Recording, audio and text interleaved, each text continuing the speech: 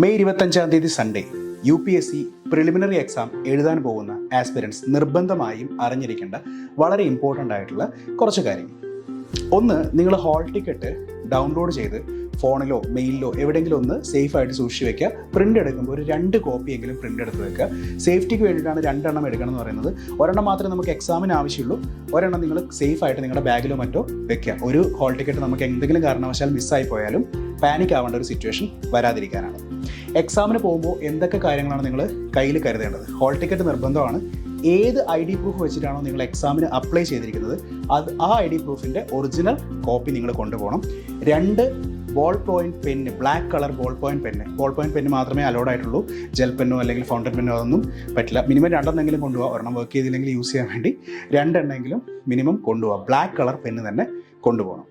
ഇനി എക്സാം സെൻറ്ററിനെ സംബന്ധിച്ചിട്ട് എവിടെയാണ് നിങ്ങളുടെ എക്സാം സെൻറ്റർ എന്നത് പലർക്കും അവരുടെ സ്വന്തം ജില്ലയിലായിരിക്കണം എന്നില്ല. എവിടെയാണ് നിങ്ങളുടെ എക്സാം സെൻറ്റർ എന്നത് എക്സാമിന് പോകുന്നതിന് മുമ്പ് വ്യക്തമായി നിങ്ങൾ നോട്ട് ചെയ്തിരിക്കണം. അഥവാ നിങ്ങൾക്ക് ആ ലൊക്കേഷൻ കൊണ്ട് കൃത്യമായി അത് നോട്ട് ചെയ്യാൻ പറ്റുന്നില്ലെങ്കിൽ ആ എക്സാം സെൻറ്ററിൽ നിങ്ങൾ വിളിച്ച് അവിടെ തന്നെയാണ് എക്സാം നടക്കുന്നത് എന്ന് ഉറപ്പുവരുത്തണം.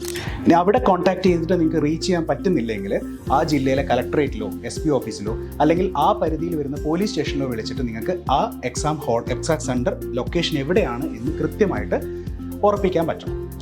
നിങ്ങളുടെ വീട്ടിൽ നിന്ന് അവിടെ എത്താനുള്ള ദൂരം എത്രയാണ്?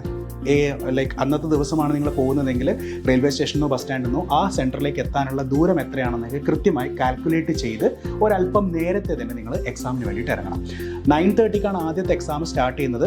9 o'clock നിങ്ങൾക്ക് നിങ്ങളുടെ ഗേറ്റ് ക്ലോസ് ചെയ്യും. 9 o'clock ശേഷം നിങ്ങൾ അത് അലോ ചെയ്യുന്നതല്ല. ആ എക്സാം ഹാളിലേക്ക് നിങ്ങൾക്ക് ആ പ്രിമൈസസിലേക്ക് കയറാൻ പോലും പറ്റുന്നതല്ല. ആ കോമ്പൗണ്ടിൻ്റെ ഗേറ്റ് തന്നെ 9 o'clock ക്ലോസ് ചെയ്യും. സോ അതിന് മുമ്പ് നിങ്ങൾ എക്സാം ഹാളിൽ അവിടെ എത്തിയിരിക്കണം. നിങ്ങളുടെ റൂം നമ്പർ കണ്ടുപിടിക്കാൻ വേണ്ടിയിട്ടും കുറച്ച് സമയം വരും. സോ ഒരു 8:30, 8:45 ഉള്ളിൽ തന്നെ നിങ്ങൾ എക്സാം സെൻറ്ററിൽ എത്തുന്ന രീതിയിലായിരിക്കണം പ്ലാൻ ചെയ്യേണ്ടത്. ഫസ്റ്റ് എക്സാമിൻ്റെ ടൈമിംഗ് വരുന്നത് 9:30 മുതൽ 11:30 വരെയാണ്.